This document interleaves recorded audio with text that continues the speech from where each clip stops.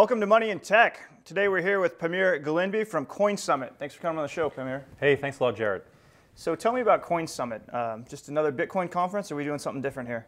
First of all, it's exciting to see that there are so many Bitcoin conferences around the world. I think they're spreading adoption, and conferences are arguably one of the oldest businesses in the world, with people getting together, I'm sure back in the Roman and Greek times as well. And I think nothing replaces that human contact, even in the digital age that we live in.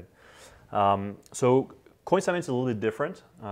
So we're not trying to be a mega trade show with tens of thousands of people attending and a lot of exhibitors and so on. In fact, we don't have exhibitors. CoinSummit is really about quality, not quantity.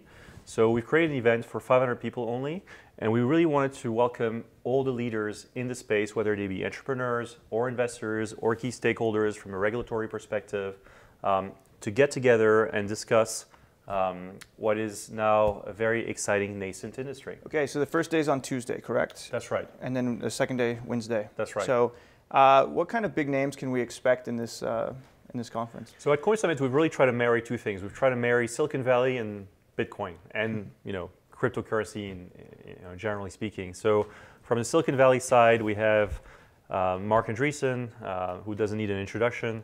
We have Shamat Palihapitiya from Social Capital Partnership, who also doesn't need an introduction. Naval Ravikant from AngelList is there. David Lee from SV Angels is going to be there as well.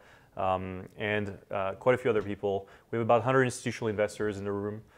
Pretty much any VC fund in the Bay Area is going to be represented. So I think we have a very strong representation from Silicon Valley. On the Bitcoin side, we're also really excited to have the first US public appearance of the founder of Bitstamp, Nate Skodrick. So we're going to have a panel focused on exchanges with him, with Bobby Lee from BTC China, as well as Jesse Powell from Kraken. We also have the CEOs of some of the leading Bitcoin companies together on the same panel. So we'll have Brian Armstrong from Coinbase, we'll have Tony Galipi from BitPay, as well as Chris Larson from Ripple, as well as Nick Carey from blockchain.info, all together on the same panel. We're also going to have a panel on altcoins. I'm really excited that we'll have the first public appearance worldwide of the founder of Dogecoin, or is it Dogecoin? I'm not sure. I go with Doge. Okay. So really excited about having Jackson Palmer on that panel, along with Charlie Lee from Litecoin. So is there a panel that you're most looking forward to? You've got exchanges, you've got VCs there, we've got Dogecoin there.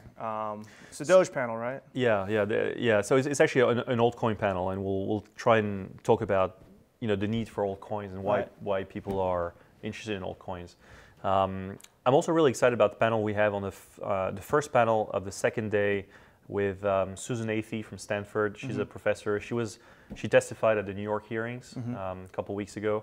And she's building some interesting models to think about the value of Bitcoin based on its transactional use. And she'll be part of a panel that's going to discuss the future value of Bitcoin. I mean, the conference is not focused on that. We're much more excited and interested in the uses of programmable money and what we can build on top of this infrastructure. But it's kind of fun to debate also what this coin is worth and why.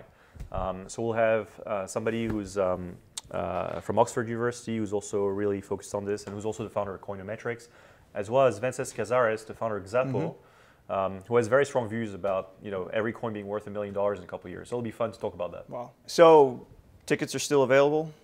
So we're more or less technically sold out. I think we have 30 tickets.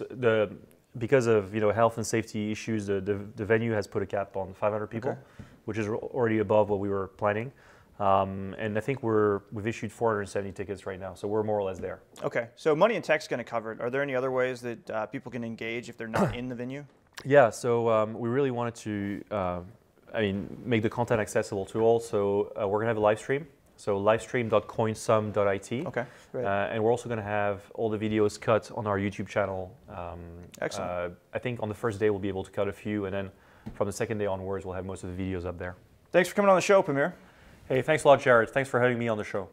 For more information on CoinSummit, check out the show notes at moneyintech.com.